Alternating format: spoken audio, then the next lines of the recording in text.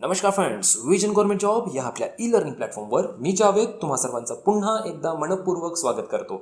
मित्रांनो, previous years question solving आणि ॲनालिसिसच्या आपल्या या सिरीजमध्ये आज आपण सायन्स हा विषय पाहणार आणि त्यातही रसायनशास्त्र म्हणजेच केमिस्ट्री या विषयाबद्दल आपण प्रश्न घेऊ जे की आयोगाने विचारलेले आहेत आणि त्यांना बट ऑब्वियस ॲनालिसिस सुद्धा करू.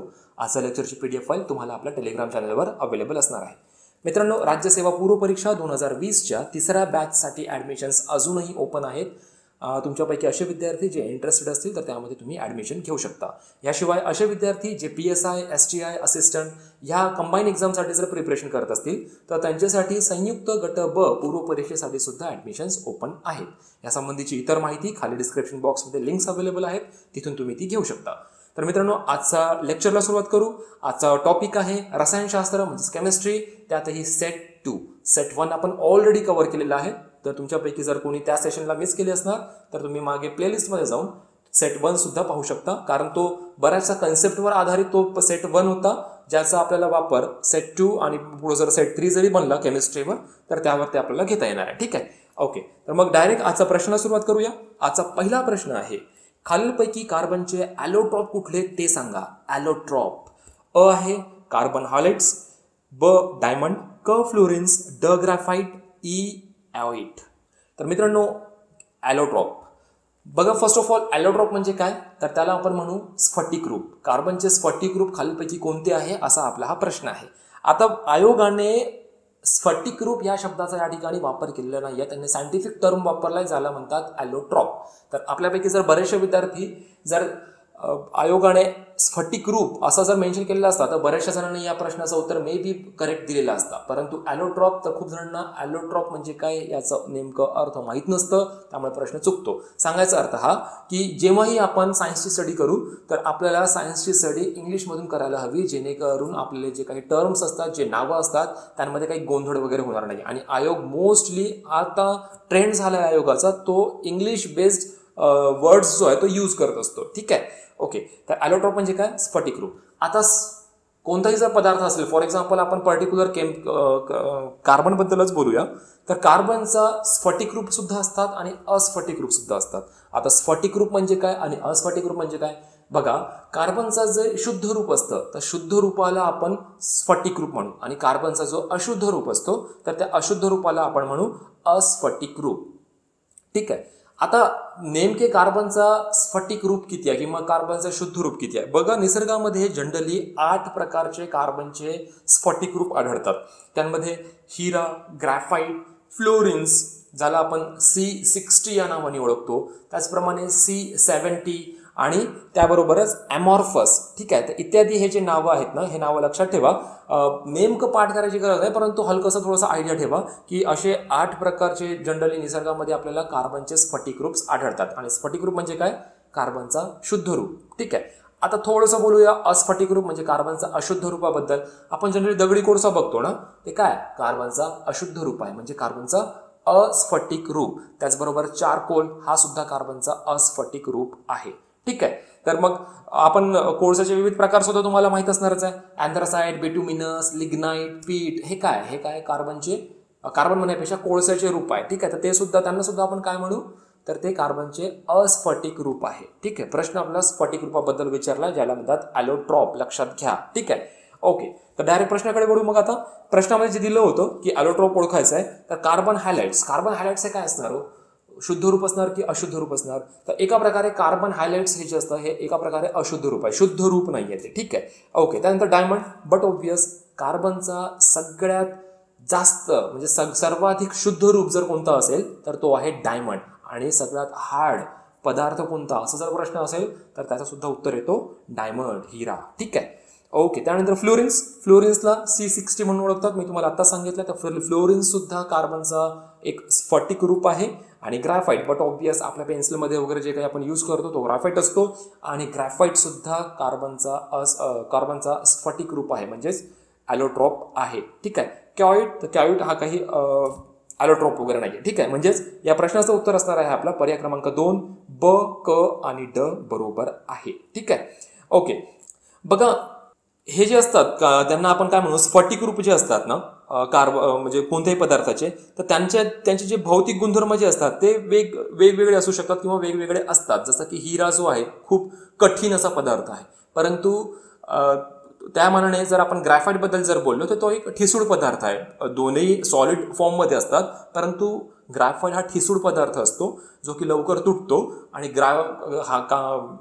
हिरा जो आहे तो खूप कठोर असा पदार्थ आहे, लक्षात ठेवा. ठीक आहे, म्हणजेच हिरा आणि ग्रॅफाईटमध्ये जर आपण कंपॅरिझन केलं तर यांचा भौतिक गुणधर्म वेगळे आहेत, परंतु रासायनिक गुणधर्म हे सारखे आहे, लक्षात घ्या. ठीक आहे, ओके. चला मग नेक्स्ट प्रश्नाकडे वळूया.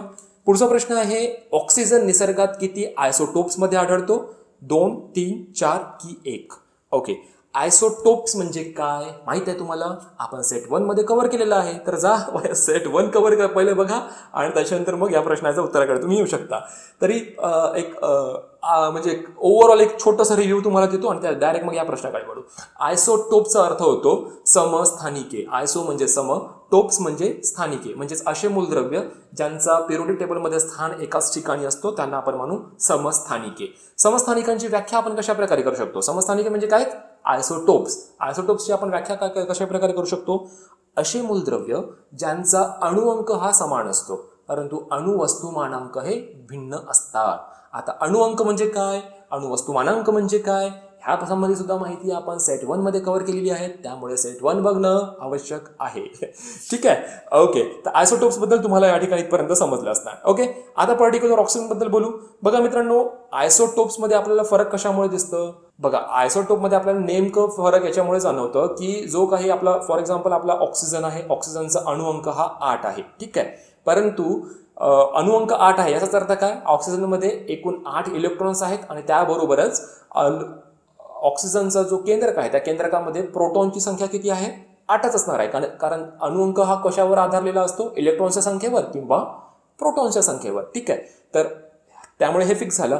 परंतु असं फिक्स नाहीये की कोणत्या मूलद्रव्यामध्ये न्यूट्रॉनची संख्या किती राहणार आहे. ठीक आहे, म्हणजेच जर 8 प्रोटॉन आहे तर हे गरजेचं नाही की न्यूट्रॉन सुद्धा 8च असतील, तर न्यूट्रॉन 9 सुद्धा असू शकतात, न्यूट्रॉन 10 सुद्धा असू शकतात. ठीक आहे, तर असा हा त्याच्या न्यूट्रॉनमध्ये फरक असतो आणि न्यूट्रॉनमध्ये फरक आल्यामुळे ऑटोमॅटिकली त्याच्या वस्तुमानामध्ये फरक येतो. कारण वस्तुमान म्हणजे काय? एकूण प्रोटॉन आणि न्यूट्रॉन यांची संख्या म्हणजे त्या अणूचा अणुवस्तुमानांक. ठीक आहे, तर म्हणून न्यूट्रॉनच्या संख्येमध्ये फरक असल्यामुळे आपल्याला जनरली हे आयसोटोप्स पाहायला मिळतात. खूप महत्वाचं पॉईंट आहे, लक्षात घ्या. ठीक आहे, म्हणजे एखादा जर आयोगाने प्रश्न विचारला की प्रोटॉनच्या संख्येमुळे आपल्याला वेगवेगळी आयसोटोप्स पाहायला मिळतात, विधान चूक आहे की बरोबर आहे? तर हा विधान चूक असणार, कारण प्रोटॉनच्या संख्येमुळे आयसोटोप्स आपल्याला पाहायला मिळतात का? नाही. न्यूट्रॉन्सची संख्या विविध असल्यामुळे किंवा वेगवेगळी संख्या एका अणूमध्ये न्यूट्रॉन्सची संख्या वेगवेगळी असू शकते, त्यामुळे त्याच्या आपल्याला आयसोटोप्स बनताना दिसतात. क्लिअर आहे पॉईंट? ओके, आता पर्टिक्युलर ऑक्सिजन बद्दल बोलू. मित्रांनो, ऑक्सिजन हे निसर्गामध्ये 3 प्रकारचे आयसोटोप्स क्रिएट करतात. ठीक आहे, एक आहे O16, O17 आणि O18. म्हणजेच एकूण जर आपण ऑक्सिजन बद्दल जर बोललो तर ऑक्सिजनचा काही अणू असे आहेत ज्यांच्यामध्ये ऑक्सिजनचा जो न्यूट्रॉन आहे त्या तो सारखा असतो, म्हणजे 8च असतो. त्यावेळी अणुवस्तुमानांक हा किती बनणार? 16 बनणार. काही वेळी काय होतं की हा जो न्यूट्रॉन आहे या न्यूट्रॉनची संख्या 9 असते आणि त्यावेळी अणुवस्तुमानांक काय बनतो? 17. आणि कधी असं होतं की ऑक्सिजनचा न्यूट्रॉनची संख्या ही 10 होते आणि अशा वेळी ऑक्सिजनचा जो अणुवस्तुमानांक आहे तो 18 होतो. तर निसर्गामध्ये मूलतः आपल्याला ऑक्सिजनचे 3 आयसोटोप्स पाहायला मिळतात, लक्षात घ्या. आणि ते कशामुळे होतात हे आपण चांगल्या प्रकारे एक्सप्लेन केलं आहे. आता हे समजणार कसं आपल्याला? बघा, समजण्यासाठी थोडंसं मग ती म्हणजे केमिकल टर्म आहे, म्हणजे आपल्याला मग थोडंसं डिटेलमध्ये जावं लागणार आहे.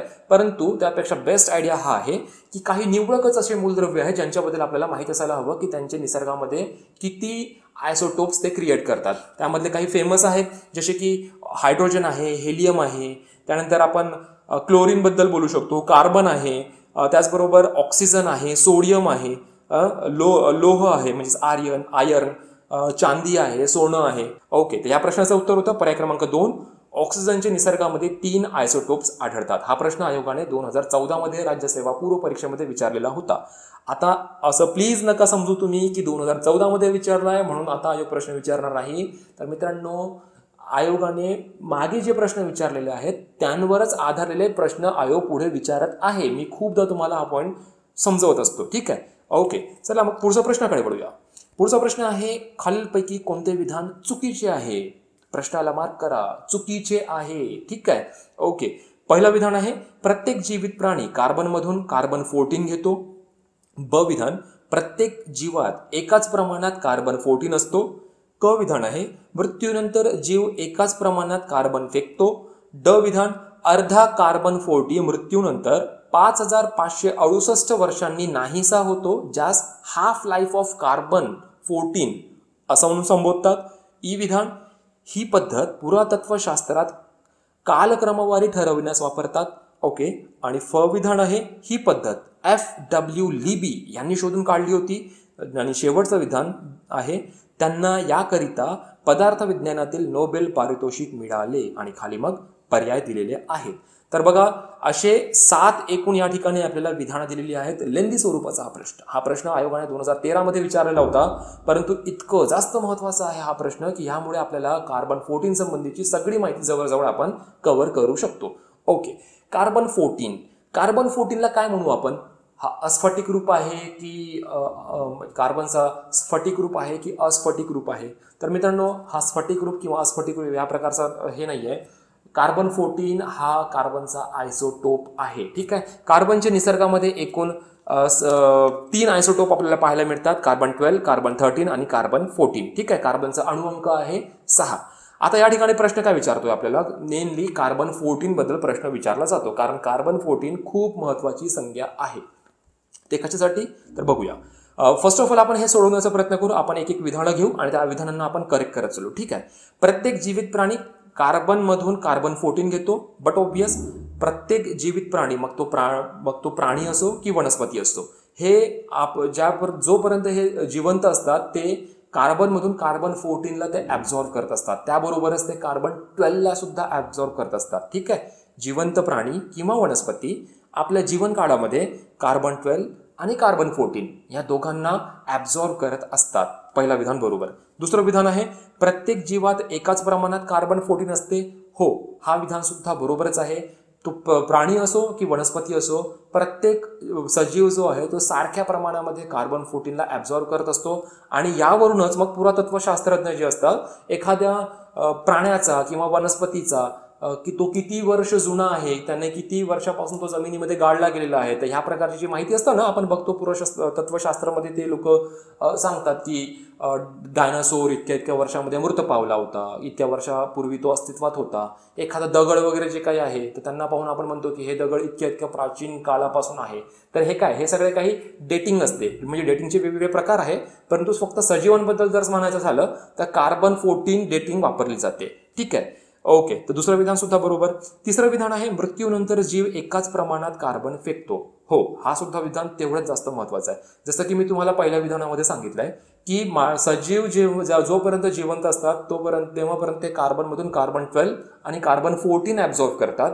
परंतु जसं त्यांचा मृत्यू होतो तर मृत्यूनंतर मग हळूहळू हा जो कार्बन 14 आहे तो लुप्त व्हायला सुरुवात होतो. म्हणजे त्याची हळूहळू झीज होत असते. ठीक आहे. तर यावरून एक समजून घ्या तुम्ही की कार्बन 14 हा एक किरणोत्सारी पदार्थ सुद्धा आहे. ओके.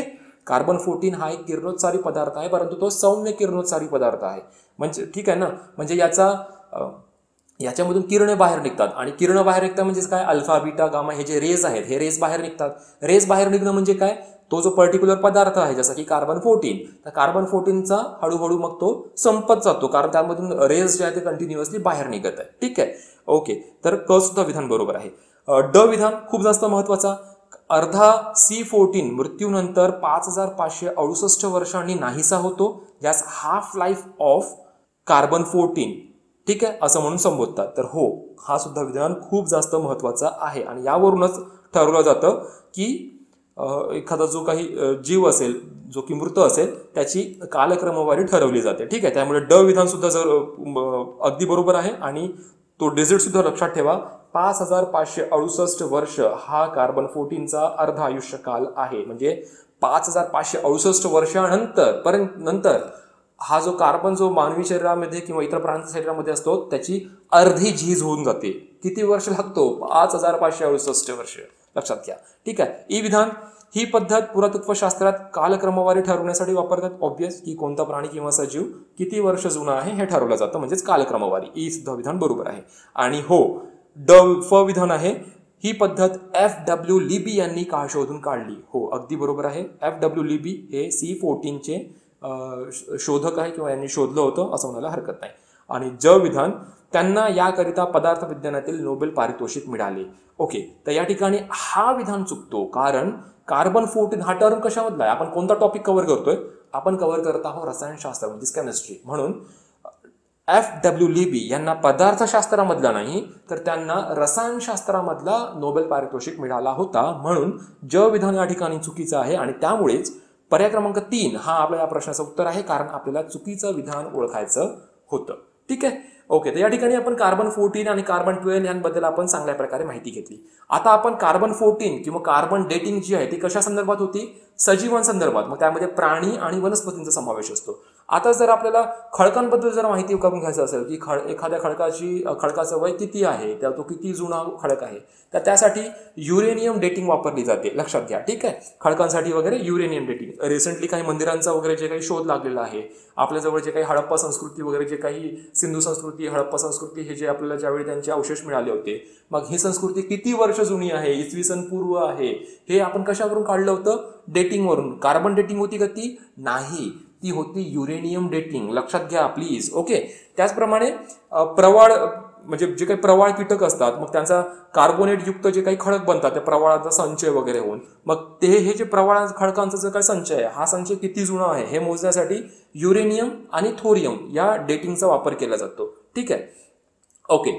आणि पुन्हा महत्वाचा पॉईंट, सौरमाला आणि आपली जी पृथ्वी आहे ह्यांचा वयवारी किती आहे. पृथ्वीबद्दल सुद्धा आपण बोलतो की पृथ्वी ही खूप वर्ष जुनी आहे, किती इतक्या कोटी वर्ष जुनी आहे आपली पृथ्वी.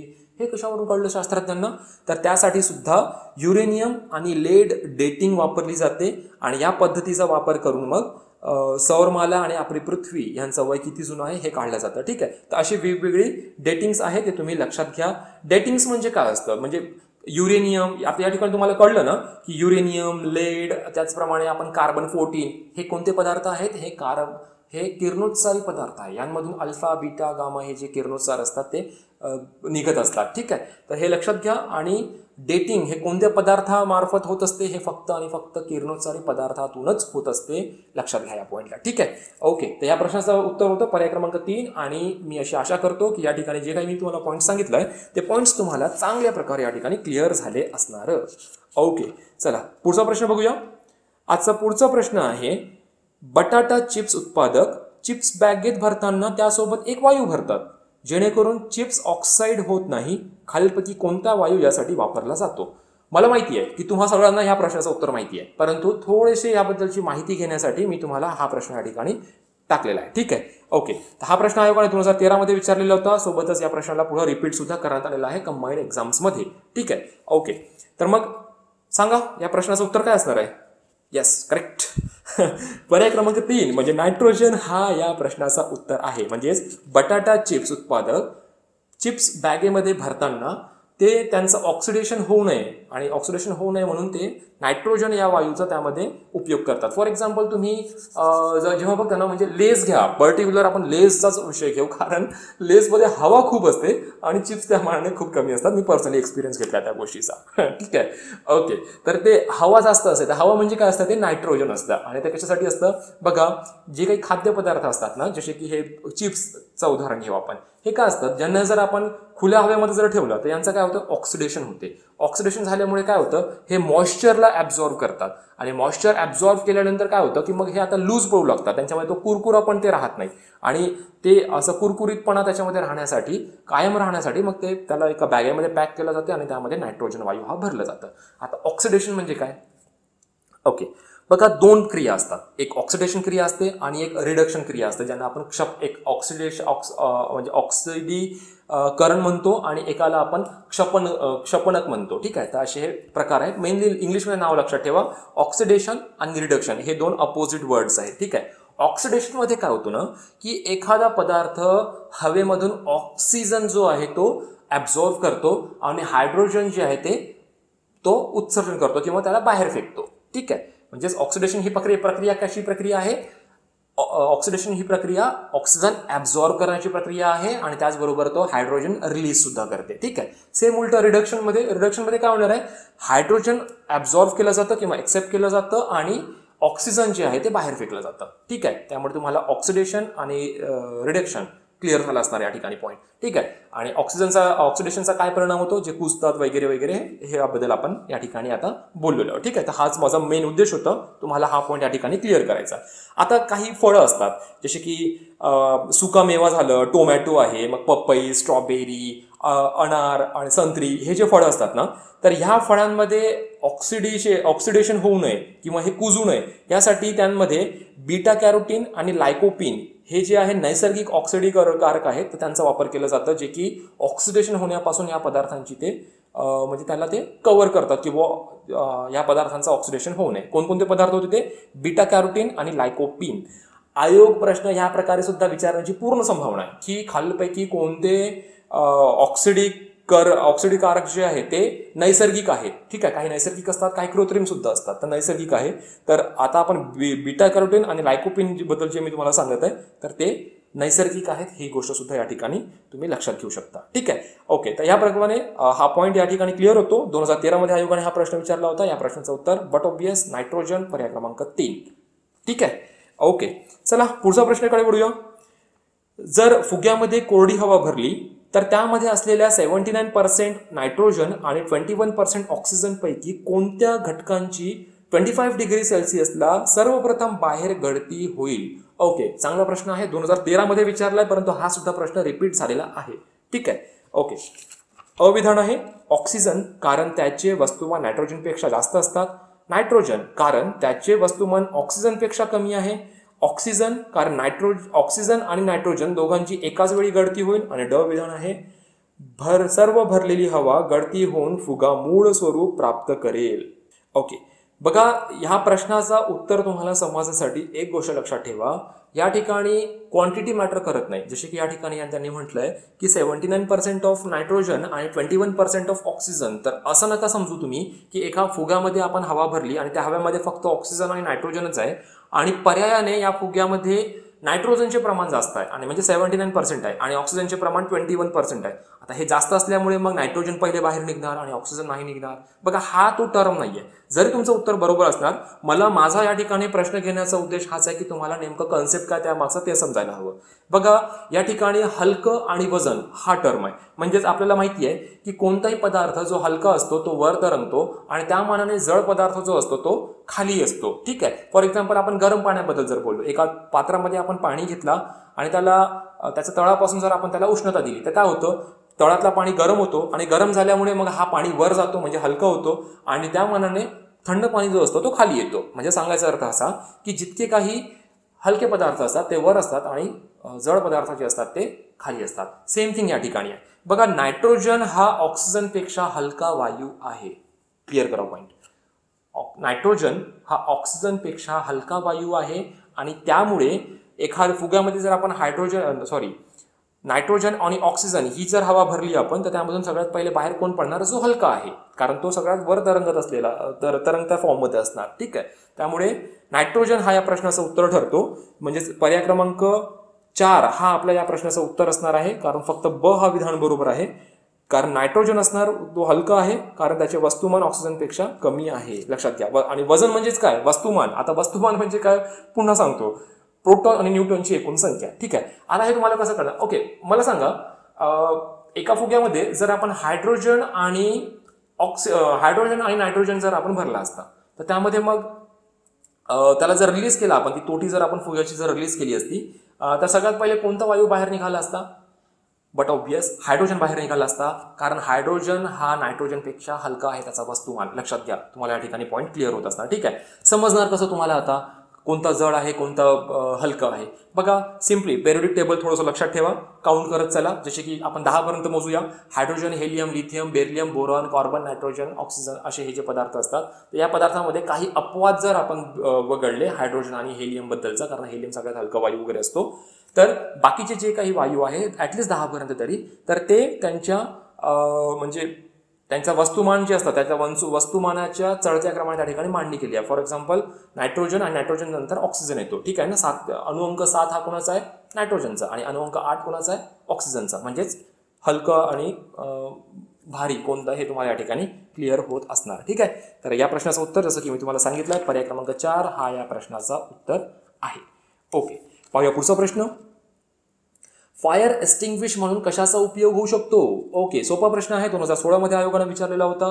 पहिलं ऑप्शन आहे कार्बन डायऑक्साईड आणि BCF ज्याला आपण म्हणू ब्रोमो क्लोरो डायफ्लोरो मिथेन. ठीक आहे. म्हणजे BCF म्हणजे काय? Bromo chloro difluoro methane. Okay. दुसरं ऑप्शन आहे BC आणि CTC म्हणजे क्लोरो ब्रोमोमिथेन आणि कार्बन टेट्राक्लोराइड.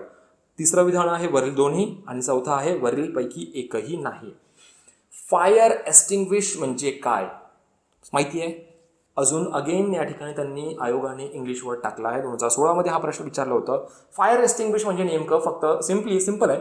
फायर एक्सटिंग्विश म्हणजे असा पदार्थ जो की आगला विझवतो, अग्नीला विझवतो. विझवणारा जो काही पदार्थ आहे तो फायर एक्सटिंग्विश असतो.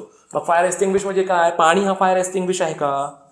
असू शकतो का पाणी हा फायर एक्सटिंग्विश? बट ऑब्वियस पाणी अग्नीला विझवतो म्हणून पाणी हा एक एक्सटिंग्विश आहे किंवा फायर एक्सटिंग्विश आहे म्हणायला हरकत नाही किंवा होतोच. याशिवाय रेतीला सुद्धा आपण कधी जर म्हणजे इलेक्ट्रिक ठिकाणी जर काही आग वगैरे जर लागली तर आपण रेतीला यूज करतो. रेती वगैरे फेकतो आपण त्याच्यावर पाणी टाकलं जात नाही. लक्षात घ्या. ठीक आहे ना. म्हणजे काही असे पदार्थ आहे जे काही जितके काही फायर एक्सटिंग्विश आहे ना ते पर्टिक्युलर ठिकाणी कामी येतात. जसे की कागदामध्ये जर आग लागली आहे, काळीमध्ये जर आग लागली आहे तर अशा ठिकाणी आपण पाण्याचा वापर करू शकतो. पाणी टाकून ती आग विझवू शकतो. परंतु एखाद्या इलेक्ट्रिक ठिकाणी जर आग लागली आहे, फॉर एक्झाम्पल इलेक्ट्रिकची जी काही डीपी असते म्हणजे ज्या ठिकाणी मोठमोठे ट्रान्सफॉर्मर वगैरे असतात अशा ठिकाणी जर आग लागली असेल आणि त्या ठिकाणी जर आपण पाणी टाकणार तर ती आग पुन्हा पेटणार. याचं रिझन काय? पाण्यामध्ये ऑक्सिजन असतो आणि ऑक्सिजन हे आगेला पसरण्यासाठी कारणीभूत असतात. तुम्हाला माहित आहे ना, सिंपल कन्सेप्ट आहे की आपल्याला जर आग जर जाळायची असेल तर वातावरणामध्ये ऑक्सिजनची आवश्यकता असते. जर एखाद्या ठिकाणी ऑक्सिजन नाही आहे त्या ठिकाणी आग पेटू शकत नाही, कारण आगेला पेटण्यासाठी ऑक्सिजनची आवश्यकता असते. ऑक्सिजन जळत नाही परंतु जळण्यासाठी मदत करत असतो. क्लिअर करा हा पॉईंट. ठीक आहे. तर मला नेमकं सांगायचं आहे की प्रत्येक एक्सटिंग्विश जे आहे त्याचा वेगवेगळ्या ठिकाणी त्याचं काम होत असतो. याच प्रकारचे हे आहे कार्बन डायऑक्साईड आणि BCF ज्याला आपण म्हणू ब्रोमो क्लोरो डायफ्लोरो मिथेन. तर हा सुद्धा फायर एक्सटिंग्विशचं काम करतो. त्याचबरोबर CB म्हणजेच क्लोरो ब्रोमो मिथेन आणि कार्बन टेट्राक्लोराइड हे सुद्धा फायर एक्सटिंग्विश आहे. चांगल्या प्रकारचे फायर एक्सटिंग्विश आहे. त्यामुळे या ठिकाणी पर्याय क्रमांक 3 हा या प्रश्नाचा उत्तर बनतो. ठीक आहे. मी तुम्हाला जसं की सांगितलं आहे की जे काही इलेक्ट्रॉनिक जे काही असतं जसे की मी तुम्हाला ट्रान्सफॉर्मर बद्दल बोललो तर हे कसं असतात ना मित्रांनो, हे फायर जे असतं म्हणजे स्पार्किंगद्वारे यामध्ये फायर म्हणजे आग पेटत असते. कशामध्ये? जे काही मोठमोठे ट्रान्सफॉर्मर वगैरे जे असतात आपण नेमकी अशी न्यूज वगैरे बघतो ना. रिसेंटली मुंबईमध्ये आग लागली होती, ट्रान्सफॉर्मर वगैरे जळालं होतं आणि त्यामुळे खूप साऱ्या झोपडपट्ट्या वगैरे जे त्यांना आग लागली होती. तो ह्याच प्रकारचं कारण होता. ठीक आहे.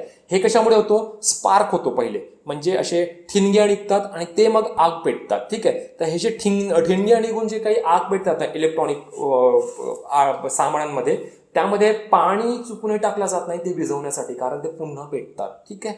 त्या ठिकाणी रेती किंवा मग घट्ट असा फोम किंवा म्हणजे कार्बन डायऑक्साईड जे असतं म्हणजे घट्ट स्वरूपाचं किंवा आपण काय म्हणू त्यांना की शीत कार्बन डायऑक्साईड जे असतं तर अशांना जे आहे त्याचा वापर केला जातो. ठीक आहे. तर ही गोष्ट या ठिकाणी तुम्ही लक्षात ठेवा. 2016 मध्ये हा प्रश्न होता आणि या प्रश्नाचं उत्तर जसं की मी तुम्हाला सांगितलंय पर्याय क्रमांक 3 हा या प्रश्नाचा उत्तर आहे.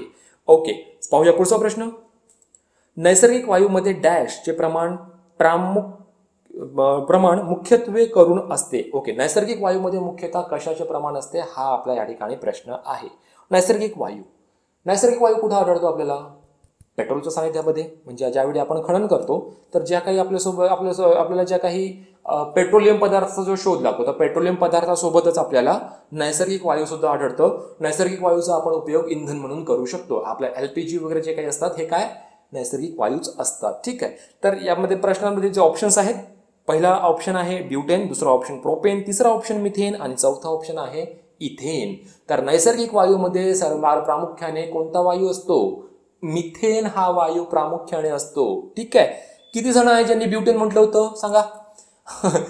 ब्युटेन या प्रश्नाचं उत्तर नसणार आहे, कारण ब्युटेन पर्टिक्युलर कशामध्ये त्याचा वापर केला जातो, एलपीजी मध्ये, जे आपण घरी जे काय घरगुती सिलेंडर्स वापरतो ना त्यामध्ये ब्युटेन असतो. ठीक आहे ना. तर तो परंतु निसर्गामध्ये प्रामुख्याने तो प्रकार म्हणजे कोणत्या वायूचं प्रमाण जास्त असतं विचारताय, तर ते मिथेन आहे. आणि विसरू नका, मोस्ट म्हणजे ग्रीन हाऊस इफेक्ट करणारे जे वायू आहे त्यामधलाच एक सगळ्यात महत्वाचा म्हणजे सगळ्यात जास्त ग्रीन हाऊस इफेक्ट करणारा वायू मिथेनच आहे. ठीक आहे. मिथेनला दुसरं नाव काय, मॉर्श गॅस. मिथेन कुठं कुठं आढळतो आपल्याला, प्रत्येक ठिकाणी आढळतो, खूप साऱ्या ठिकाणी. मोस्टली दलदलच्या ज्या काही ठिकाणी असतात, जसे की आपले खाजवणे वगैरे जे काही असतात समुद्राच्या काठाशी वगैरे वगैरे.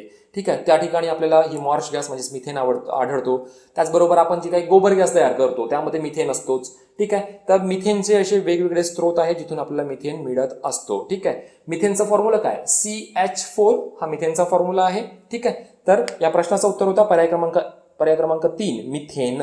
ठीक आहे. आता मिथेनचा जर थोडासा आपण त्याचा कॅरेक्टरिस्टिक्स जर बघितला ना तर मित्रांनो, मिथेन हा रंगहीन असतो, त्याला कुठल्याच प्रकारचा रंग नसतो. त्याचबरोबर त्याला कुठल्याच प्रकारची स्मेल सुद्धा नसते, म्हणजे तो वासहीन सुद्धा असतो. आणि पाण्यामध्ये हा म्हणजे खूप कमी प्रमाणामध्ये हा विद्राव्य असतो पाण्यामध्ये. ठीक आहे. ही गोष्ट सुद्धा या ठिकाणी तुम्ही लक्षात ठेवा. ठीक आहे. आता जसं की मी तुम्हाला त्याचे स्त्रोत सांगितले कुठं कुठं, एक महत्वाचा स्त्रोत हा सुद्धा लक्षात ठेवा. रवंथ करणारे जे प्राणी असतात, जसे की उंट झालं, आपली ही म्हैस, तर म्हैस वगैरे जे असतात रवंथ आता रवंथ म्हणजे काय प्लीज नका विचारू, ते तुम्हाला माहित असणार. ठीक आहे. ओके. तर रवंथ करणाऱ्याचे काही, माफ करा माझा उद्देश तो नव्हता मला म्हणायचा, एक part of the joke. Okay. रवंथ करणारे जे प्राणी असतात त्यांच्या पोटामध्ये सुद्धा मिथेन हा वायू आढळतो. प्रश्न एखादा यावर सुद्धा बनू शकतो. ठीक आहे. म्हणजेच मिथेन वासहीन असतो, म्हणजेच गंधहीन असतो. मिथेन हा रंगहीन असतो, त्याला कुठल्या प्रकारचा रंग सुद्धा नसतो आणि पाण्यामध्ये तो किंचितच विद्राव्य असतो. Clear point. आणि मिथेनचा उष्मांक हा सर्वात जास्त असतो. सर्वात जास्त उष्मांक म्हणजे सर्वात जास्त जळणारा जो पदार्थ वगैरे जो आहे तो मिथेन आहे, लक्षात घ्या. ठीक आहे. थोडंसं बोलूया ब्युटेन बद्दल. जसं की मी तुम्हाला सांगितलंय की पेट्रोल पदार्थ वगैरे जे काही असतात, तर ज्यावेळी पेट्रोलियम पदार्थांचं ज्यावेळी उत्पादन केलं जातं त्याचवेळी ही नैसर्गिक वायू सुद्धा आढळतं आणि त्यामध्ये ब्युटेन सुद्धा आपल्याला पाहायला मिळतो. ब्युटेनची कॅरेक्टरिस्टिक काय, ब्युटेन हा वायू सुद्धा वासहीन आहे, रंगहीन आहे, म्हणजे त्याला कुठल्याच प्रकारचा गंध नाहीये, त्याला कुठल्याच प्रकारचा रंग सुद्धा नाहीये. परंतु आपण ज्यावेळी घरी सिलेंडर आणतो, एलपीजी सिलेंडर ज्यावेळी आणतो, त्यातून एक टिपिकल वास येतो ना, हा ना, खूप जणांनी एक्सपिरियन्स केला असणार ना, एक टिपिकल वास येतो. तो टिपिकल वास कशाचा असतो, ब्युटेनचा असतो का? नाही. बघा, हा सुद्धा असा सुद्धा प्रश्न विचारू शकतो की गॅस सिलेंडर जर आपला घरगुती गॅस सिलेंडर जर घरी आणला आणि त्यामधून एक टिपिकल वास येते, तर ती वास ब्युटेनची आहे असं आयोगाने विधान दिलंय. तर हा विधान चुकी बरोबर, हा विधान चूक. कारण मी तुम्हाला स्पष्टपणे या ठिकाणी सांगत आहोत की ब्युटेनला कुठल्याच प्रकारचा रंग नसतं, ब्युटेनला कुठल्याच प्रकारचा गंधही नसतो. मग ही वास असते कशाची? ठीक आहे. तर ही वास कशाची आहे, तर ही असतं मिथिल मरकॅप्टन. लक्षात घ्या, इथिल मरकॅप्टन याची ती वास असते. त्यालाच आपण हायड्रोजन सल्फाइड म्हणून सुद्धा ओळखतो. हायड्रोजन सल्फ म्हणजे दोन टाकले जातात त्याच्यामध्ये, हायड्रोजन सल्फाइड किंवा मिथिल मरकॅप्टन हे त्यामध्ये वायू टाकले जातात. यांचं मुख्य कारण काय टाकण्याचा, की बुवा जर गळती जर होत असेल तर चटकन आपल्याला लक्षात यायला हवं की बुवा गळती होत आहे, अदरवाईज खूप मोठा अपघात होऊ शकतो. ठीक आहे. तर मिथिल मरकॅप्टन लक्षात ठेवा, हायड्रोजन सल्फाइड सुद्धा लक्षात ठेवा, जे की एलपीजी मध्ये लिकेज शोधण्यासाठी वगैरे त्या ठिकाणी ते वापरलं जातो. ठीक आहे. आय थिंक तुम्हाला या ठिकाणी सगळे पॉइंट्स तुमचे या ठिकाणी क्लिअर झाले असणार. ठीक आहे. ओके. पाहूया पुढचा प्रश्न. ओके. हा प्रश्न आयोगाने 2018 मध्ये विचारला होता बरं का, विसरू नका. ओके. पुढच्या प्रश्नाकडे वळूया. काही नैसर्गिकरित्या आढळणारे ऍसिड्स त्यांच्या स्त्रोतासह दिलेले आहेत, चुकीची जोडी ओळखा. ओके. बघा, हा प्रश्न या ठिकाणी म्हणजे आयोगाने 2014 मध्ये विचारला होता. या ठिकाणी हा प्रश्न घेण्याचा उद्देश फक्त आणि फक्त एवढा की तुम्हाला पाठांतर व्हायला हवं की कशामध्ये, कोणत्या पदार्थामध्ये कोणत्या प्रकारचा ऍसिड असतं हे पाठ असायला हवं. आयोगाने यावर सुद्धा वेळोवेळी प्रश्न विचारले आहे. ठीक आहे. असं सेपरेट सुद्धा प्रश्न विचारले. या ठिकाणी त्यांनी पूर्ण एका प्रकारे खजानाच आपल्याला दिलेला आहे की एवढे सारे त्यांनी ह पर्यंत त्यांनी जे आहे आपल्याला विधानं वगैरे दिलेली आहेत, तर हे सगळे काही आपल्याला पाठ करायचे. ठीक आहे. एक एक त्यांना टॅकल करत चालूया. आहे व्हिनेगरमध्ये ऍसिडिक ऍसिड असतो, बरोबर आहे का? हो, व्हिनेगरमध्ये ऍसिडिक ऍसिड असतो, अगदी बरोबर विधान आहे. त्यानंतर संत्रीमध्ये सायट्रिक ऍसिड असतो का? हो, जितके काही एक गोष्ट लक्षात ठेवा, जितके लिंबू वर्गीय जे काही फळं असतात ना, ज्याच्यामध्ये मोसंबी, संत्री, त्यानंतर लिंबू यांना आपण समावेश करू, तर ह्या सगळ्यांमध्ये म्हणजे जितके काही लिंबू वर्गीय फळे असतात त्या सगळ्यांमध्ये सायट्रिक ऍसिड असतो. प्लीज विसरू नका, सायट्रिक ऍसिड असतो. चिंचेवर आयोगाने पर्टिक्युलर प्रश्न विचारला होता की चिंचमध्ये कशाचं कोणत्या प्रकारचा ऍसिड असतो, तर त्या ठिकाणी टार्टॅरिक ऍसिड असतो, त्यामुळे क सुद्धा बरोबर आहे. टोमॅटोमध्ये ऑक्झॅलिक ऍसिड असतो, विसरू नका, हा सुद्धा विधान बरोबर आहे.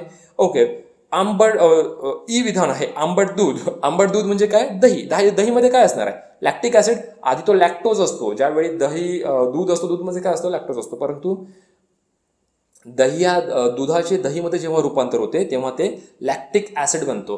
मला सांगा, दही जो आहे हा संयुग आहे की मिश्रण आहे? तुमच्यासाठी आजचा प्रश्न, मला सांगा की दही जो आहे हा संयुग आहे की मिश्रण आहे? आणि संयुग आहे तर कशासाठी तो संयुग आहे, आणि जर मिश्रण आहे तर कोणत्या कारणाने ते मिश्रण आहे, हे तुम्हाला सांगायचं आहे, कारण आपण सेट 1 मध्ये संयुग आणि मिश्रणांबद्दल खूप चांगल्या प्रकारे माहिती घेतली होती. ठीक आहे, तर या प्रश्नाचं उत्तर तुम्हाला कमेंट बॉक्समध्ये कळवायचं आहे. मला माहिती होऊ द्या ॲटलिस्ट की जे काही एफर्ट्स आम्ही घेतो त्याचा तुम्हाला फायदा होत आहे की नाही, तुम्ही त्याबद्दल सिरियस आहात की नाही. ठीक आहे, तर या प्रश्नाचं तुम्हाला उत्तर द्यायचं आहे. ई विधान या ठिकाणी बरोबर आहे. फ विधान काय, लिंबूमध्ये सायट्रिक ऍसिड असतो, बट ऑब्वियस मी तुम्हाला सांगितलंय की जितके लिंबू वर्गीय फळे असतात त्या सगळ्यांमध्ये सायट्रिक ऍसिड असतो. ठीक आहे, ओके. आता महत्वाचा बघा, ज काय दिलाय, कीटकांचा डंख. कीटकांच्या डंखामध्ये मिथेनॉइक ऍसिड असतो. हो, हा विधान सुद्धा बरोबर आहे. कीटकांचा जो डंख असतो त्यामध्ये मिथेनॉइक ऍसिड असतो, खूप जास्त महत्वाचा आहे. यावर सुद्धा आयोगाने प्रश्न विचारला. आपल्याला जी मुंगी वगैरे जे चावतो ना, तर त्यामध्ये सुद्धा मिथेनॉइक ऍसिड असतो, लक्षात घ्या. ठीक आहे, आणि ह दिलेला आहे नेटलचा डंख, आणि नेटलच्या डंखामध्ये काय दिलं त्याने, सल्फ्युरिक ऍसिड. तर नाही, नेटलच्या डंखामध्ये सल्फ्युरिक ऍसिड नसतो, तो सुद्धा त्याच्यामध्ये सुद्धा मिथेनॉइक ऍसिडच असते. म्हणजे या ठिकाणी आपला ह जो म्हणजे या ठिकाणी जो दिलेला होता तो ह चुकीचा आहे. म्हणजे या प्रश्नाचं उत्तर काय बनणार आहे, पर्याय क्रमांक 4 ह हा चुकीचा आहे. आणि नेटलच्या डंखामध्ये काय असतो, मिथेनॉइक ऍसिड असतो, विसरू नका. तर या ठिकाणी तुम्हाला हे सगळं व्हिनेगर पासून नेटलच्या डंखापर्यंत कशामध्ये कुठल्या प्रकारचा ऍसिड असतो ते तुम्हाला या ठिकाणी पाठ करायचं आहे. ठीक आहे, हा प्रश्न आयोगाने 2014 मध्ये विचारलेला होता. ओके, चला वळूया पुढच्या प्रश्नाकडे. पीएच मापणी ही पाणी द्रावणाची आम्लता व अल्कधर्मिता मोजण्याकरिता वापरली जाते. ओके, बरोबर आहे. ही मापणी हायड्रोजन आयन्स चे सकेंद्रीकरण आधारित असते.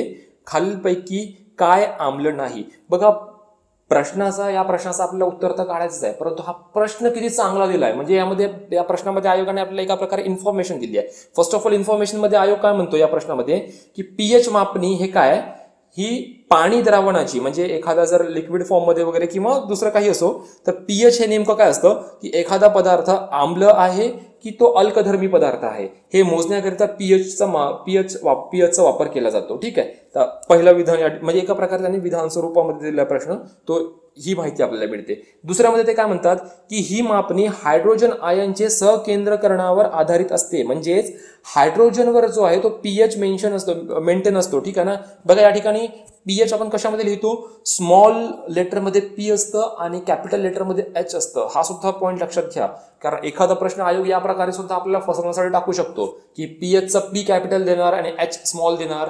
ठीक आहे, किंवा दोनही कॅपिटल देणार, दोनही स्मॉल देणार, परंतु नेमका तो कशा प्रकारे लिहायचा असतो, पीएच पी स्मॉल लेटरमध्ये आणि एच हा कॅपिटल लेटरमध्ये. या ठिकाणी जो एच आहे ना मित्रांनो, हा एच म्हणजे हायड्रोजन, लक्षात घ्या. ठीक आहे, तर आपण पीएच कशावरून काढतो, हायड्रोजन आयन्स वरून आपल्याला कळतं. ठीक आहे, जितक्या कमी प्रमाणामध्ये हायड्रोजन आयन्स असतील तर तितका तो जास्त ऍसिडिक इन नेचर असणार आहे, आणि एखाद्या पदार्थामध्ये जितक्या जास्त प्रमाणामध्ये हायड्रोजन असणार आहे तर तो तितक्या जास्त प्रमाणात अल्कधर्मी म्हणजे बेस इन नेचर असणार आहे. तुम्हाला या ठिकाणी पॉईंट क्लिअर होतोय. ऑप्शन्स बघूया. पहिला ऑप्शन आहे केळी, दुसरा ऑप्शन आहे रक्त, तिसरं ऑप्शन आहे दूध, आणि चौथा ऑप्शन आहे टोमॅटो. 2016 मध्ये आयोगाने हा प्रश्न विचारलेला होता. हा प्रश्न माहीत करण्यासाठी तुम्हाला पाठ असायला हवं की कोणते पदार्थ ऍसिडिक इन नेचर आहे आणि कोणते पदार्थ बेस इन नेचर आहे. या ठिकाणी मी तुम्हाला एक छोटीशी एका प्रकारे लिस्ट तुम्हाला शेअर करत आहोत, आणि त्या लिस्टमध्ये तुम्ही बघा की कोण ऍसिडिक इन नेचर असतं आणि कोण बेस इन नेचर असतं. ओके, फर्स्ट ऑफ ऑल आपण थोडंसं पीएच बद्दल बोलू. बघा, एक पीएच ही एका प्रकारची मापपट्टी असते. आपण मला आठवत आहे त्याप्रमाणे आपण सेट 1 मध्ये सुद्धा कव्हर केलं असणार. परंतु या ठिकाणी पुन्हा एकदा कव्हर करतो. बघा एक छोटीशी पट्टी समजा तुम्ही, त्या पट्टीच्या सेंटरमध्ये 7 हा अंक टाका. ठीक आहे, 7 म्हणजेच एखाद्या पदार्थाचा पीएच जर 7 असेल तर तो पदार्थ आम्लधर्म असणार आहे की अल्कधर्मी असणार आहे, तर या दोघांचाही गुणधर्म असणार, तो न्यूट्रल असणार आहे. म्हणजे त्याला आपण काय म्हणू, उदासीन म्हणू एका प्रकारचं. ठीक आहे ना. ओके, पीएच जर 7 असेल तर मग तो पदार्थ उदासीन आहे असं म्हटलं जातं. आणि 7 पेक्षा जर जास्त असेल पीएच एखाद्या पदार्थाचा तर तो तेवढ्याच जास्त प्रमाणामध्ये मग तो अल्कधर्मी होत जातो, म्हणजे बेस इन नेचर जास्त होणार त्याचा. आणि जर 7 पेक्षा कमी जर पीएच असेल तर तो पदार्थ ऍसिडिक इन नेचर बनतो, म्हणजे तो आम्लधर्मी पदार्थ बनत असतो. प्लीज हा फॉर्म तुम्ही या ठिकाणी लक्षात ठेवा. ठीक आहे, प्रश्नाकडे वळूया. आता प्रश्नांसाठी आपल्याला नेमकं माहित असायला हवं की कोणत्या फळामध्ये किती प्रमाणामध्ये पीएच असतं, किंवा कोणता पदार्थ ऍसिडिक इन नेचर आहे, किंवा कोणता पदार्थ हा बेस इन नेचर आहे. या ठिकाणी मी लिस्ट शेअर केली आहे, त्या लिस्टवर म्हणजे हे करा, कॉन्सन्ट्रेट करा. फर्स्ट ऑफ ऑल तुम्ही समजून घ्या की शुद्ध जो पाणी असतो, तो शुद्ध पाणी आपल्याला उदासीन असतं, त्याचा पीएच जो आहे तो 7 असतो. शुद्ध पाणी म्हणतो मी. ठीक आहे ना. त्या शुद्ध पाण्याचा पीएच किती असतो, 7 असतो, म्हणजे तो ऍसिडिक इन नेचर सुद्धा नसतो किंवा बेसही नसतो, तो उदासीन असतो. आता ऍसिड इन नेचर म्हणजे काय बघा. ऍसिडचा सगळ्यात स्ट्रॉंग ऍसिड काय, HCl हायड्रोक्लोरिक ऍसिड जे आपण म्हणतो ते सगळ्यात स्ट्रॉंग असतं, ज्याचा पीएच 0 असतो. 0 म्हणजे तुम्ही विचार करू शकता तो किती जास्त ऍसिडिक इन नेचर असणार आहे. ठीक आहे. त्याचप्रमाणे आपण ज्यावेळी अन्न ग्रहण करतो, अन्न आपल्या जठरामध्ये जाते आणि गेल्यानंतर मग त्या अन्नाचं पचन होतं. तर पचन कशामुळे होतं, जठरामध्ये विविध काही ऍसिड्स असतात, त्या ऍसिड्स मग त्या अन्नाला तोडतात. ठीक आहे. आणि म्हणजे तोडल्यानंतर मग त्यांचं थोडंसं मग ते डायजेशन वगैरे जे काय ते सुरू होतं. म्हणजे जठरमध्ये सुद्धा म्हणजे जो काही ऍसिड असतो किंवा जठर जो आहे पर्टिक्युलर, तर तो सुद्धा ऍसिडिक इन नेचर असतो. 1 pH पर्यंत त्यामध्ये ऍसिड असतं. ठीक आहे. ओके. त्याचबरोबर व्हिनेगर बद्दल आपण बोललोय. आपण जी वरची जी आपण लिस्ट बघितली होती, तर व्हिनेगरमध्ये काय असतं, ऍसिडिक ऍसिड असतं. बरोबर आहे ना. तर व्हिनेगरमध्ये काय असतं, ऍसिडिक ऍसिड असतं. बरोबर आहे. ओके. तर तो सुद्धा ऍसिड इन नेचर असतं. टोमॅटो जे असतं, टोमॅटोचा जो रस आहे तो सुद्धा ऍसिड इन नेचर आहे. त्याचप्रमाणे आपण ब्लॅक कॉफी जी असतं ती सुद्धा ऍसिडिक इन नेचर आहे. आपण युरिन जे असतं, प्राण्यांचं असो कुठल्याच प्रकारचं, म्हणजे मनुष्य असो की इतर प्राणी असो, त्या सगळ्यांचं जे मूत्र आहे ज्याला आपण युरिन म्हणतो, युरिन सुद्धा ऍसिड इन नेचर असते. ठीक आहे ना. तुम्हाला एक एक्झाम्पल याप्रमाणे देतो. खूप सारे म्हणजे पर्टिक्युलर पतंजली बद्दल बोलू आपण, की तुम्हाला माहिती आहे ना की गोमूत्रवरून त्यांनी टॉयलेट वगैरे वॉशरूम वगैरे साफ करण्यासाठी त्यांनी एका प्रकारे एक लिक्विड बनवलं होतं. यावरून तुम्हाला कळणार की हे जे काही असतात लिक्विड वगैरे, की ज्यामुळे आपण फरशी वगैरे पुसतो, आपण आपले जे टॉयलेट्स वगैरे जे काही आधी आपण साफ करतो, ते काय असतात, जसे की कॉलिन्स आणि हार्पिक वगैरे, हे काय, हे ऍसिड इन नेचर असतात. म्हणजेच यावरून तुम्हाला कळणार की मूत्रमध्ये काय असणार आहे, ऍसिड असतं. ठीक आहे. आणि त्याचबरोबर वरून जो काही पाऊस पडतो, तर पाऊस हा सुद्धा ऍसिड इन नेचर आहे. तो सौम्य प्रकारचा म्हणजे ऍसिड फॉर्म असतो. जसे की वातावरणामध्ये विविध प्रकारचे वायुकण असतात, विविध प्रकारचं धूळ वगैरे असतं, वेगवेगळे काही कंपोनेंट्स पार्टिकल्स असतात. तर ते पाऊस जेव्हा पडतो वातावरणामध्ये आल्याबरोबर मग तो पाऊस ऍसिड बनतो एका प्रकारे. पण आपण म्हणतो ना की ऍसिड पाऊस झालाय आणि त्याचा मग मूर्त्यांवर वगैरे, मूर्त्यांची वगैरे आपल्याला झीज होताना दिसते, ते काय, ते ऍसिडिक असतं तो पाऊस, म्हणून ते होतं. ऍसिडिक पाऊस आणि दूध यांचा जो समूह आहे, यांचा जो पीएच आहे तो जवळजवळ सारखाच असतो, 6.5 पर्यंत. त्यांना आपण सौम्य आम्ल म्हणू शकतो. कोणकोणते, दूध आणि पाऊस, हे काय सौम्य आम्ल आहे, लक्षात घ्या. ठीक आहे. ओके. आता आपण आम्लारीबद्दल बोलू. बघा, आपला जो रक्त आहे, मानवी ह्युमन ब्लड जे आहे किंवा इतर जे काही ब्लड्स असतात इतर प्राण्यांचे सुद्धा, तर त्यांचा जो पीएच आहे तो 7 पेक्षा थोडंसं जास्त असतो. म्हणजेच रक्त जे आहे ते सौम्य प्रमाणामध्ये सौम्य आम्लारी असतात. त्यांचा पीएच 7.4 असतो. पर्टिक्युलर डिजिट लक्षात ठेवा, 7.4 असतो रक्ताचा पीएच. त्याचप्रमाणे आपण जे टूथपेस्ट वापरतो मॉर्निंगलाच, तर तो सुद्धा काय, बेस इन नेचर आहे. म्हणजे तो आम्लधर्मी पदार्थ आहे, सॉरी आम्लारी पदार्थ आहे, आम्लधर्मी नाही, आम्लारी पदार्थ आहे. ठीक आहे. आणि NaOH सोडियम हायड्रॉक्साईड जे असतं ते सुद्धा काय, आम्लधर्मी पदार्थ आहे. ठीक आहे. म्हणजे बेस इन नेचर आहे ते. ठीक आहे ना. नेम बघा, कन्फ्यूज कसं, आम्लधर्मी अल्कधर्मी याच्यामध्ये थोडंसं नाही का कन्फ्युजन होत असतं. तर हा टाळण्यासाठी सुद्धा तुम्ही ऍसिड आणि बेस हे 2 पॉईंट्स या प्रकारे तुम्ही लक्षात ठेवा. ओव्हरऑल सांगायचा अर्थ हा, ज्या पदार्थांचा pH 7 पेक्षा जास्त आहे ते बेस इन नेचर असतात, अल्कधर्मी पदार्थ असतात, आणि ज्या पदार्थांचा pH 7 पेक्षा कमी असतो ते ऍसिड इन नेचर म्हणजेच आम्लधर्मी पदार्थ असतात. Clear point. ठीक आहे. आता आपण प्रश्नाकडे वळूया. प्रश्नामध्ये ज्याप्रमाणे दिलं, आता मला सांगा केडी ऍसिड आहे की बेस आहे? बट ऑब्वियस केडी ऍसिड आहे. रक्त काय ऍसिड आहे की बेस आहे? रक्ताचा pH किती असतो? 7.4. म्हणजेच रक्त हे काय आहे? बेस इन नेचर आहे. ठीक आहे ना, म्हणजेच अल्कधर्मी पदार्थ आहे रक्त. ठीक आहे. ओके. दूध हे काय असणार? जसं की मी तुम्हाला सांगितलंय की सौम्य ऍसिड आहे दूध. ठीक आहे ना, दूध आपण पितो आणि ते लवकर पचतं ना आपल्याला, ते कशामुळे करता, तो एक ऍसिड इन नेचर आहे. टोमॅटो रस किंवा टोमॅटो सुद्धा ऍसिड इन नेचर आहे. आपल्याला काढायचं होतं उत्तर की आम्ल नाही, म्हणजेच कोणता पदार्थ हा आम्ल नाही, आपल्याला उत्तर काढायचं होतं. तर या प्रश्नाचं उत्तर आहे पर्याय क्रमांक 2, रक्त हा आम्ल नाही, हा बेस आहे. जर या ठिकाणी प्रश्नामध्ये ह्या ऑप्शनमध्ये जर पाऊस असता, शुद्ध पाणी जर असता, तर मग तुमचं ऑप्शन काय असतं? तुमचं म्हणजे उत्तर काय असतं? रक्त सुद्धा आणि शुद्ध पाणी सुद्धा तुमचं उत्तर असायला हवं होतं, कारण फक्त या ठिकाणी विचारते की कोणता आम्ल नाही याचा अर्थ मग ते पदार्थ उदासीन सुद्धा असू शकतो किंवा बेस सुद्धा असू शकतो, आणि आपला जो शुद्ध पाणी आहे मी तुम्हाला सांगितल्याप्रमाणे तो उदासीन असतो कारण त्याचा pH 7 असतो, आणि रक्त 7.4 म्हणजेच तो बेस इन नेचर आहे. 2 हा या प्रश्नाचा उत्तर आहे. 2016 मध्ये राज्यसेवा पूर्व परीक्षेमध्ये हा प्रश्न विचारण्यात आलेला होता. ठीक आहे. ओके, पाहूया पुढचा प्रश्न. रासायनिक पदार्थाचा आर्द्रताग्राही स्वभाव गुणधर्म दर्शवतो की तो चांगला डॅश. ओके, पहिला पर्याय आहे ऑक्सिडीकारक अभिकर्ता, दुसरा पर्याय निर्जलन अभिकर्ता, तिसरा पर्याय क्षपणकारक अभिकर्ता, आणि चौथा पर्याय आहे क्लिष्टीकरण अभिकर्ता. ओके, बघा आयोग असे प्रश्न विचारतो जे आपण सिंपल लॉजिकने सोडवतो. असं नाही की त्याबद्दल आपल्याला प्रॉपर माहिती असायलाच हवी. सिंपल छोट्या छोट्या गोष्टींमधून किंवा लॉजिकवरून आपण प्रश्नांचं उत्तर आपण देऊ शकतो, जसं की हा प्रश्न. आता एखादा रासायनिक पदार्थ जर आर्द्रताग्राही, त्याचा स्वभाव गुणधर्म आहे की तो आर्द्रताग्राही आहे, म्हणजे तो मॉइश्चरला ऍब्झॉर्ब करतो, तर तो कशा प्रकारे, तो कशा प्रकारचा पदार्थ आहे, हा आपला प्रश्न आहे. तर तो ऑक्सिडीकारक असणार आहे का? बघा, आर्द्रता ग्राह्य करत आहे याचा अर्थ काय होतो की आर्द्रता म्हणजे पाणी सुद्धा असतं, आणि पाण्याचा फॉर्म्युला काय? H2O. क्लिअर आहे पॉइंट. ओके. ऑक्सिडीकारक जे काही अभिकर्ता असतात किंवा ऑक्सिडीकारक जे पदार्थ असतात, ऑक्सिडेशन म्हणजे काय मी तुम्हाला आता सांगितलंय की ऑक्सिजनला ऍब्झॉर्ब करणं आणि हायड्रोजनला रिलीज करणं. परंतु आर्द्रता जर आपण ग्राह्य करत आहोत तर त्यामध्ये हायड्रोजन आणि ऑक्सिजन दोन्ही ऍब्झॉर्ब केलं जातं, कारण पाण्याचा फॉर्म्युलाच H2O आहे. त्यामुळे पहिला विधान या ठिकाणी चुकतो. हा एक सिंपल लॉजिक होता. डायरेक्ट तिसऱ्या ऑप्शनवर या, क्षपणकारक अभिकर्ता. क्षपणकारक म्हणजेच काय? रिडक्शन बद्दल मी तुम्हाला सांगितलं होतं की ते हायड्रोजन एक्सेप्ट करतात आणि ऑक्सिजन रिलीज करतात. सेम थिंग, पाण्यामध्ये हायड्रोजन आणि ऑक्सिजन दोन्ही असतात. तर आणि क्षपणकारक जे अभिकर्ता असतात ते फक्त हायड्रोजनला एक्सेप्ट करतात, त्यामुळे हा सुद्धा विधान चुकतो. क्लिष्टीकरण अभिकर्ता वगैरे असं काही नाही. ठीक आहे ना, ते काही गुंतागुंतीची अभिक्रिया वगैरे असं काही त्याचा टर्म आहे, ह्या प्रश्नाशी तो रिलेटेड नाही आहे. दुसरा जो पर्याय निर्जलन अभिकर्ता. बघा, सिंपल आहे. एक वाटी घ्या, त्या वाटीमध्ये पाणी टाका, त्या वाटीमध्ये मग तुम्ही एक स्पंज टाका, स्पंज. आता तो स्पंज काय करणार? त्या पाण्याला ऍब्झॉर्ब करणार. म्हणजे या ठिकाणी कोणत्या प्रकारची क्रिया घडली आहे? 2 क्रिया. एक तर पाण्याला ऍब्झॉर्ब करण्याची, आणि दुसरी क्रिया म्हणजे त्या पाण्याला निर्जलीय करण्याची.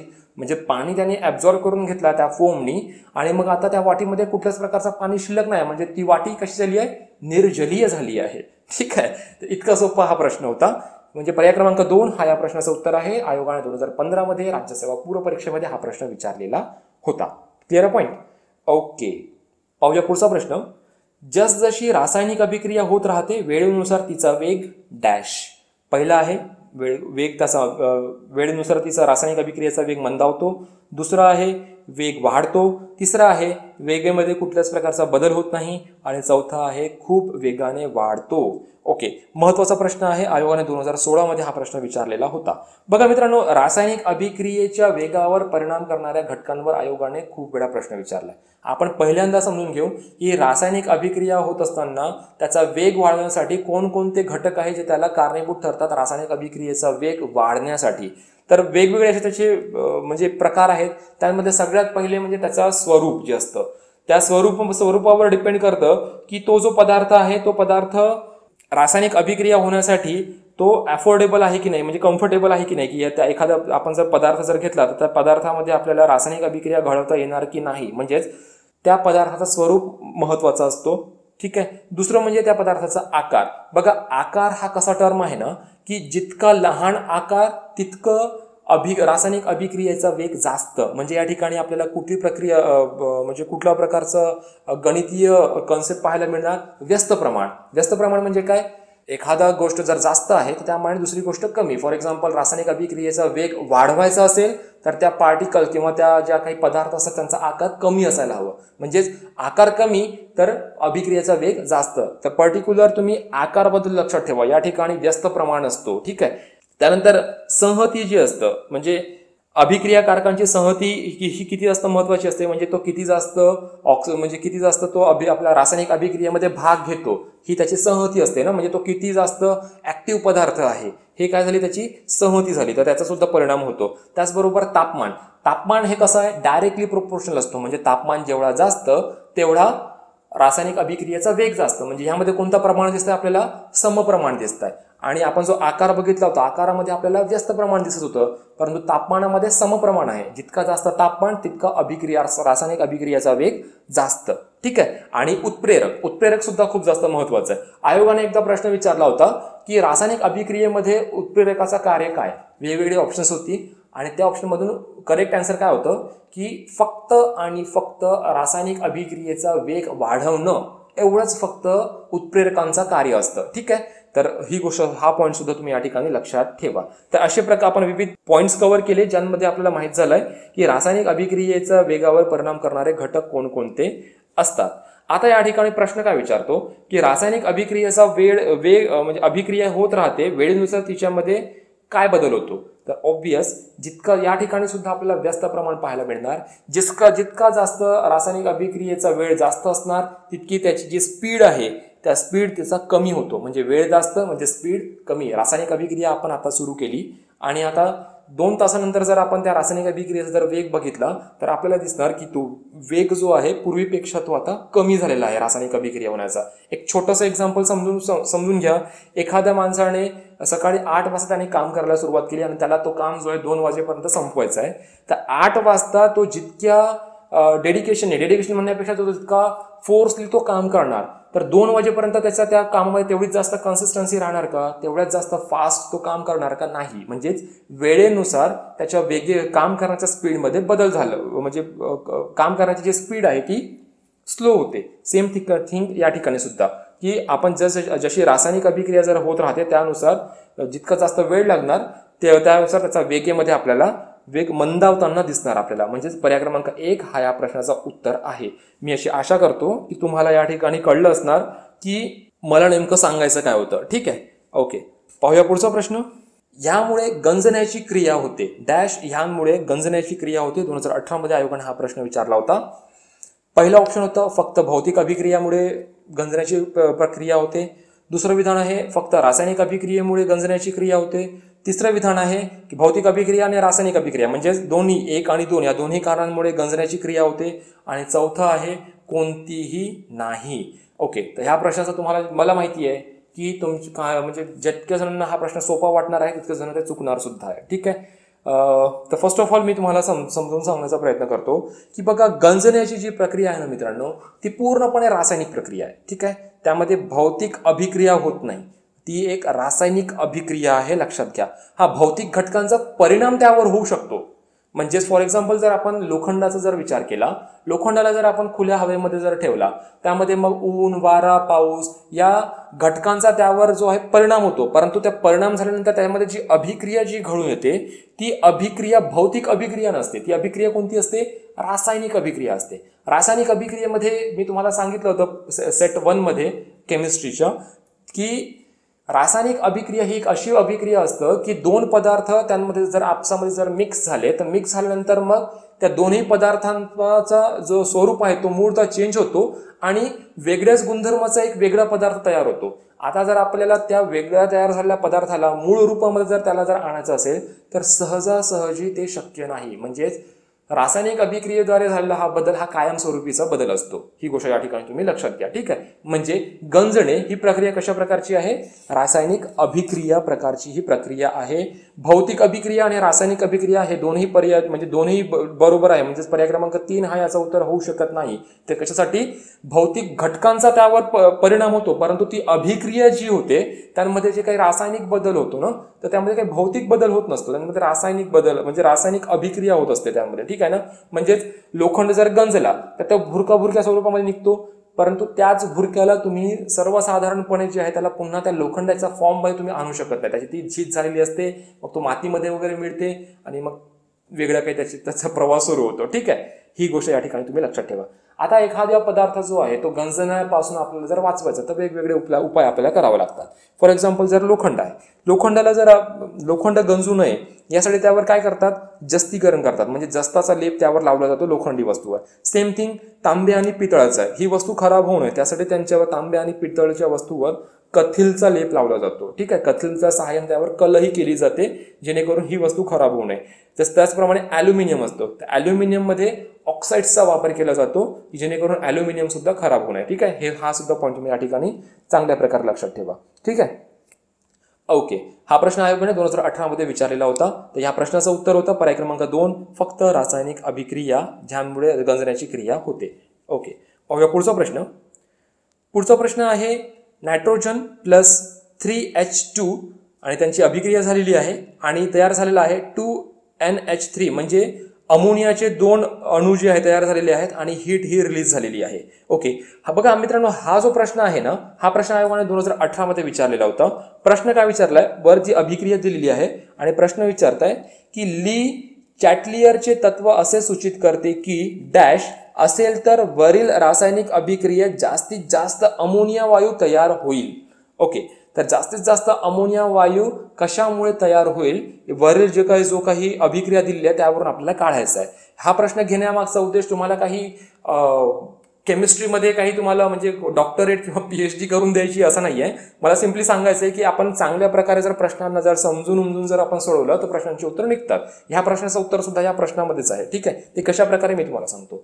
बघा, कुठलीही रासायनिक अभिक्रिया जर होत असेल ना मित्रांनो, तर त्याच्यावर त्याचा दाब खूप जास्त महत्वाचा असतो. म्हणजे एखाद्या रासायनिक अभिक्रिया होत आहे आणि जर दाब हा जास्त असेल तर रासायनिक अभिक्रियेचा वेग वाढतो, लक्षात घ्या.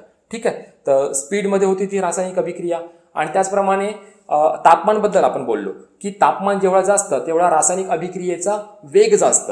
परंतु या ठिकाणी प्रश्न काय विचारलाय की अमोनिया वायू तयार कशामुळे होईल हे आपल्याला विचारलाय. ठीक आहे, आता जर तुम्ही जर या ठिकाणी एकदम चांगल्या प्रकारे जर या अभिक्रियेचा जर तुम्ही निरीक्षण करा, तुम्हाला काय दिसणार?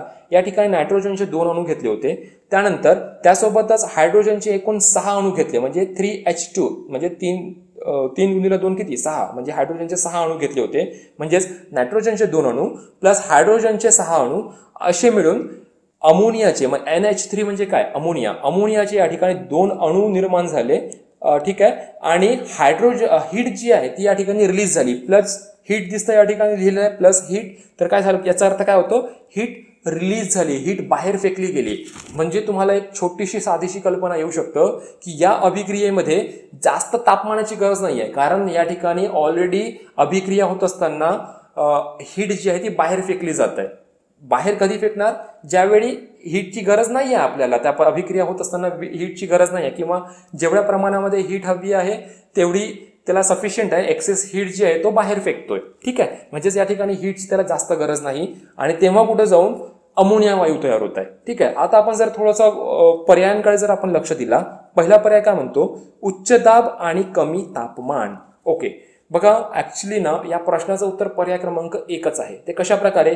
जसं की मी तुम्हाला सांगितलंय की कुठल्याही अभिक्रिया होत असताना जर त्या अभिक्रियेमध्ये जर दाब जास्त असेल तर अभिक्रिया खूप जास्त वेगाने होते. ठीक आहे, आणि सेम थिंग बघा, मी मागचं तुम्हाला जे काही अभिक्रिया रासायनिक अभिक्रियेवर परिणाम करणारे जे घटक होते, म्हणजे वेगावर परिणाम करणारे घटक, त्यामध्ये मला लक्षात आहे चांगल्या प्रकारे मी तुम्हाला सांगितलंय की तापमान जेवढा जास्त तेवढा अभिक्रियेचा वेग जास्त.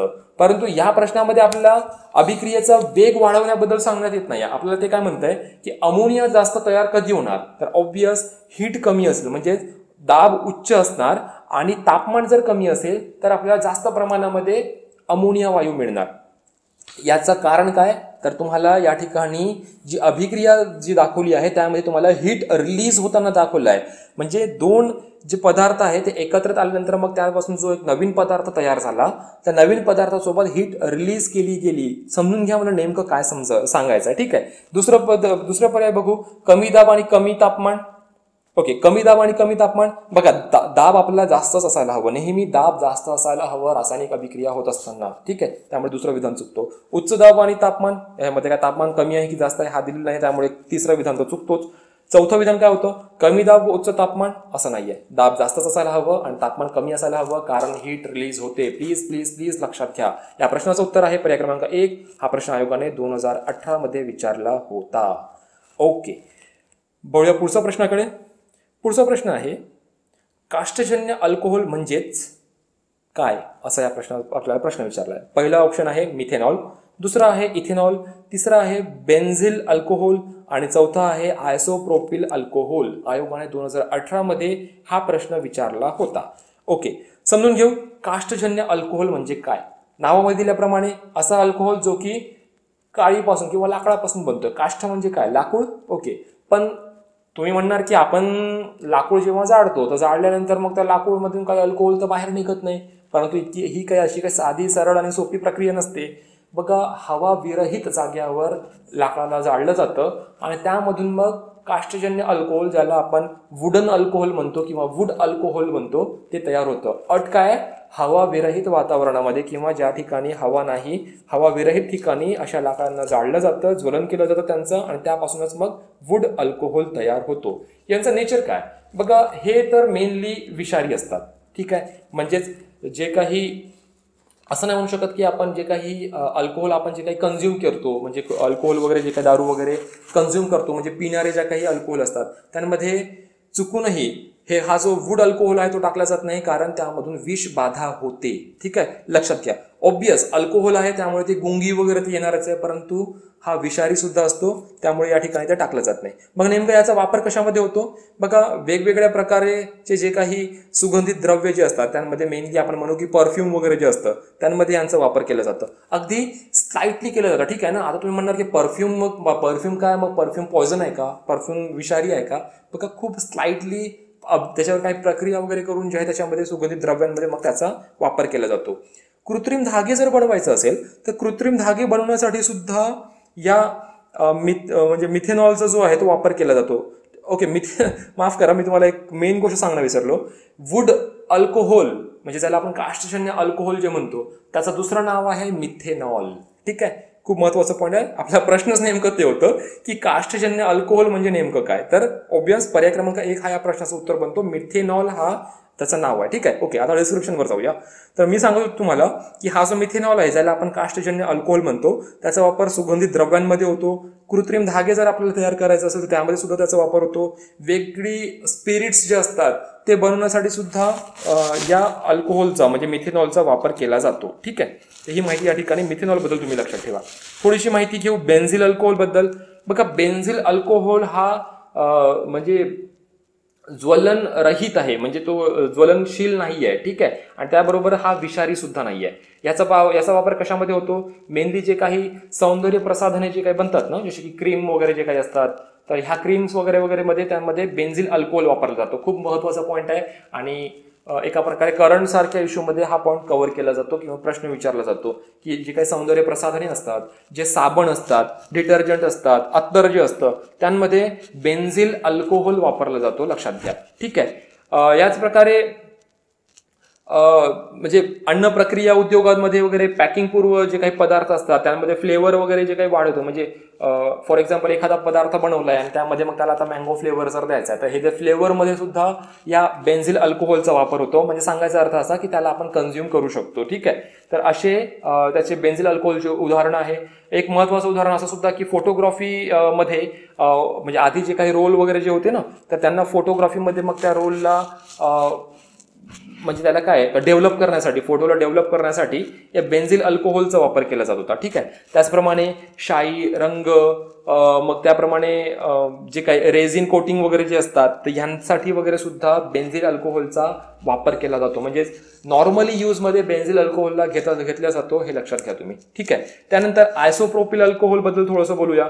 बघा, आयसोप्रोपिल अल्कोहोल काय असतं ना, की आपण नेमके जसं की कॉलिन आणि पुन्हा आपण काय म्हणू की लायझॉल जे आहे, हे जे पदार्थ आहे हे काय, जसे की आपण वॉशरूम साफ करण्यासाठी, टॉयलेट साफ करण्यासाठी, आपले जे खिडकी वगैरे जे काही असतात त्यांचे काच वगैरे जे असतात ते साफ करण्यासाठी जे काही आपण पदार्थ वापरतो, मग ते आपण स्प्रे करतो आणि मग आपण आधी घासतो त्यांना, म्हणजे ते स्वच्छ होतात.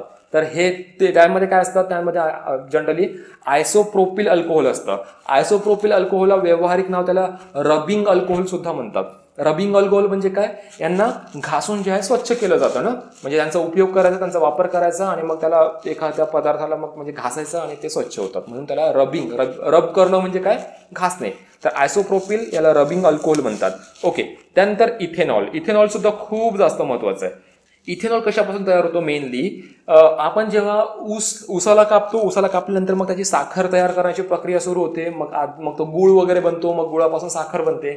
तर हे गुळ वगैरे बनताना जी वर मळ जी साचते ना, मळ, तर हे मळ काय असतं, इथेनॉल असतं. ठीक आहे. तुम्हाला माहिती असणार की आता गव्हर्नमेंटनी असं सुद्धा काढलं होतं ना की पेट्रोल सोबत इथेनॉल सुद्धा वापर वगैरे करणार, असं अशा प्रकारचे वगैरे त्यांनी हे काढलं होतं. तर हा इथेनॉल कशापासून बनतो, म्हणजे वेगवेगळ्या पदार्थापासून इथेनॉल बनू शकतो, जसे की मक्का, जव, भाताचे जे काही धांडे असतात, म्हणजे जे काही सुकलेले जे काही त्याचे देठे जे काही शिल्लक राहतात त्यांपासून काय होतं, त्यांपासून इथेनॉल तयार होतो. ठीक आहे. तर हा इथेनॉल काय असतो, खाण्याचा पदार्थ आहे का, नाही. या इथेनॉल पासून आपण एका प्रकारे इंधन म्हणून त्याचा वापर करू शकतो, इथेनॉलचा. ठीक आहे. हा सुद्धा पदार्थ तुम्ही म्हणजे या ठिकाणी तुम्ही लक्षात ठेवू शकता.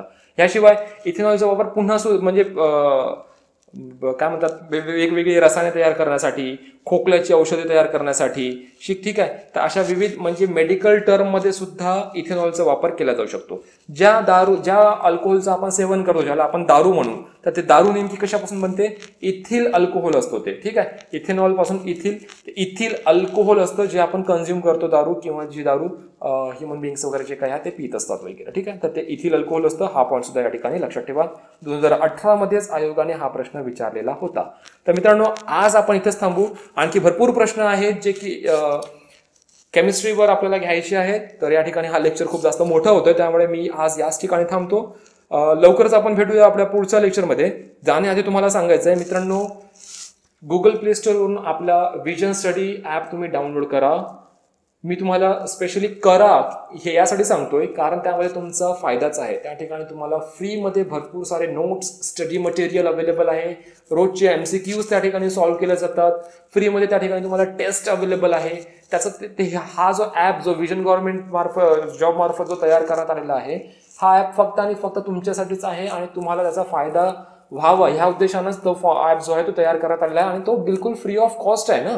गुगल प्ले स्टोअरवर जा, सिम्पली विजन स्टडी टाईप करा आणि त्या ॲपला तुम्ही डाउनलोड करू शकता. ठीक आहे. तर मित्रांनो, त्याला डाउनलोड करा आणि त्याचा नक्कीच फायदा घ्या. तर मित्रांनो, आज आपण इथंच थांबतोय. लवकरच भेटूया पुढच्या लेक्चरमध्ये. तोपर्यंत जय हिंद, जय भारत, धन्यवाद. तुम्ही सरकारी नोकरीसाठी तयारी करत आहात, त्यासाठी टॉप कोचिंग इन्स्टिट्यूट शोधत आहात, आपले प्रश्न सोडवण्यासाठी घेऊन येत आहोत विजन स्टडी. स्मार्ट विद्यार्थ्यांसाठी स्मार्ट लर्निंग प्लॅटफॉर्म. तुम्ही विजन स्टडीच्या सेवेचा लाभ कुठूनही आणि कधीही घेऊ शकता, ज्यामुळे तुमचा शहरात येऊन राहण्यासाठीचा पैसा आणि वेळ दोन्हीही वाचेल. म्हणूनच वेळ न वाया घालवता आजच प्रवेश घ्या आणि तुमच्या स्वप्नातील सरकारी नोकरीच्या एक पाऊल जवळ जा, तेही अगदी माफक दरामध्ये. तर वाट कशाची पाहताय, एक उज्ज्वल भविष्य तुमच्या समोर आहे. अधिक माहितीसाठी आजच भेट द्या. Visit www.visionstudy.in. हो, स्वप्न पूर्ण होतात.